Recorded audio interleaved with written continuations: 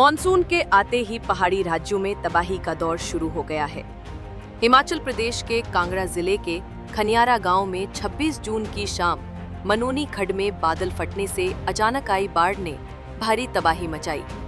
बाढ़ की चपेट में आकर इंदिरा प्रियदर्शनी हाइड्रो प्रोजेक्ट में कार्यरत मजदूरों का अस्थायी कैंप बह गया।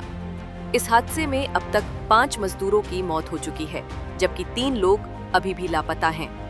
प्रत्यक्षदर्शियों के अनुसार जब बाढ़ आई तब कैंप में कुल 13 मजदूर मौजूद थे।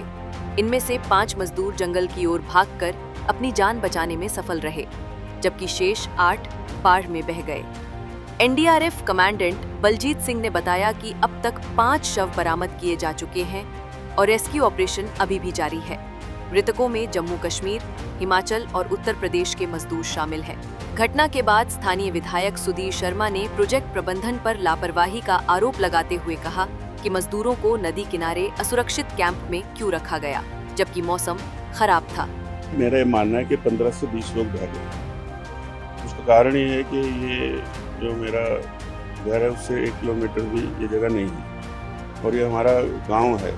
तो यहाँ से जब पहली सूचना आई थी गांव वालों की, तो उन्होंने मुझे फ़ोन करके बताया कि भाई साहब 15 से 20 लोग बह गए, बहुत ज़्यादा पानी आया है।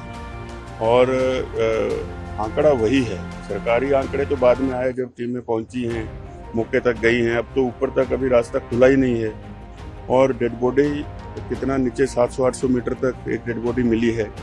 जो मशीनरी थी, बड़ी बड़ी पॉकलेन्स और ये जेसीबीज, उनके सिर्फ टायर मिले हैं। तो आप खुद अंदाजा लगा सकते हैं कि ह्यूमन बॉडी को ढूंढना कितना मुश्किल है। और ये 100% मैन मेड मिस्टेक है। ये जगह ही नहीं है जहाँ पर ये फ्रेजाइल स्ट्राटा है। ये शुरू से यहाँ पर जो है वो हाथ से स्लेट्स को गरीब लोग निकालते हैं, डेली वेजेस जा कर के अपनी रोजी रोटी चलाते हैं। तो यहाँ इस तरह का प्रोजेक्ट इतना बड़ा लगा देना, इतना बड़ा इंफ्रास्ट्रक्चर आप फ्रेजाइल स्ट्राटा पे जब खड़ा कर देंगे तो ये हादसा नहीं होगा तो और क्या होगा।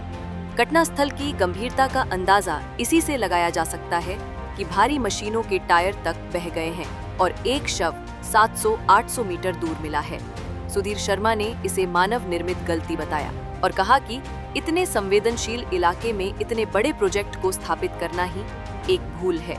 इस हादसे पर इलाके की एसपी शालिनी अग्निहोत्री ने पुष्टि की कि घटना में कुल 9 लोग प्रभावित हुए, जिनमें से 1 जीवित बचा है। शेष 8 में से 5 के शव बरामद हो चुके हैं, जबकि 3 की तलाश जारी है। देखिए, पिछले कल इवनिंग में ये सूचना हमारे तक आई थी कि फ्लैश फ्लड की वजह से कुछ लोग जो है वो खड्ड के फ्लो के साथ बह गए हैं और इस सूचना पे हमारी टीम्स एक्टिवेट हुई थी। तो पिछले कल SDRF, local police, Himachal Pradesh home guard जो वॉलंटियर्स हैं, उनके द्वारा ये सर्च रेस्क्यू ऑपरेशन चलाया गया था, जिसमें लगभग 250 लोगों को जो है सेफली उस जगह से इवैक्यूएट किया गया और पिछले कल 2 डेड बॉडीज हम रिकवर कर पाए थे।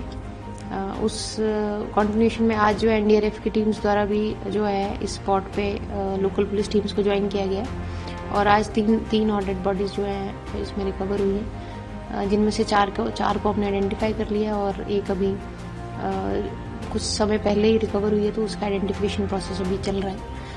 और अभी भी 3 इसमें पर्सन्स रिपोर्टेड मिसिंग है और एक जो सर्वाइवर है उनको भी जो है आज सुबह जो है जंगल से रेस्क्यू करके जो है सुरक्षित उनको लाया गया है।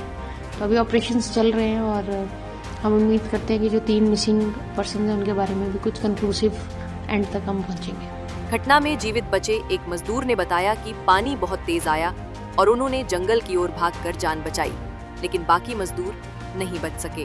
अंत में ये हुआ था कि वहाँ ऊपर से पानी आ रहा था, बहुत तेज आया था पानी। हम ऊपर जंगल को भागे थे। अच्छा। और तो मैं जो भागा था तो किसी को नहीं मिला, मैं जो नीचे रह गए वो रह गए नीचे ही। अच्छा। और हम 5 लोग थे, 5 लोग भाग गए और 13 लोग थे कैंप में। हम 13 लोग से जो रह गए वो बह गए। बीजेपी के राष्ट्रीय अध्यक्ष जेपी नड्डा ने हादसे पर दुख जताते हुए मृतकों के प्रति संवेदनाएं व्यक्त की हैं। फिलहाल एनडीआरएफ, एसडीआरएफ, स्थानीय पुलिस और होमगार्ड की टीमें बचाव अभियान में जुटी हुई हैं। हिमाचल में इस तरह की घटनाएं मॉनसून के दौरान आम हो चली हैं, लेकिन सवाल ये उठ रहा है कि प्राकृतिक आपदा के खतरे को जानते हुए भी लापरवाहियां क्यों हो रही हैं। प्रशासनिक और प्रोजेक्ट स्तर पर जिम्मेदारियों को लेकर जांच की मांग तेज हो गई है। है।